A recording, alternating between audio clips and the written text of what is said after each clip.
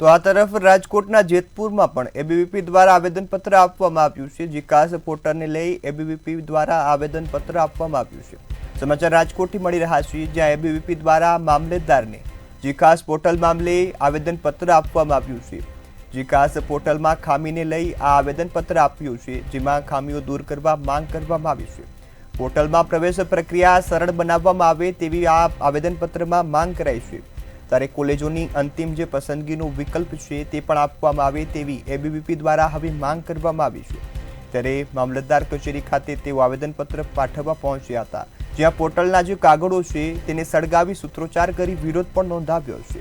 ABVP દ્વારા મામલતદારને આવેદનપત્ર આપી આ પોર્ટલનો સુધારો કરવામાં આવે, સાથે જ જે ખામીઓ છે તેને દૂર કરવામાં આવે તેવી માંગ કરાઈ છે।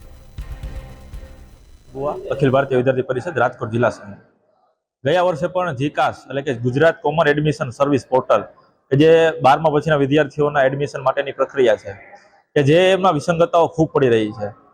રાજ્ય સરકારના શિક્ષણ વિભાગ દ્વારા અનેકો વાર આ પોર્ટલને કંઈક ને કંઈક ખામી દ્વારા સમૂહ કરવામાં આવે છે, પરંતુ વિદ્યાર્થી પરિષદ દ્વારા અનેક હેલ્પ સેન્ટરો પણ ખોલવામાં આવ્યા છે। હેલ્પ સેન્ટરની અંદર એવું જાણવા મળ્યું છે કે આ પોર્ટલની અંદર એટલી ખામીઓ છે કે આજે 40% ગુજરાતના 40% વિદ્યાર્થીઓને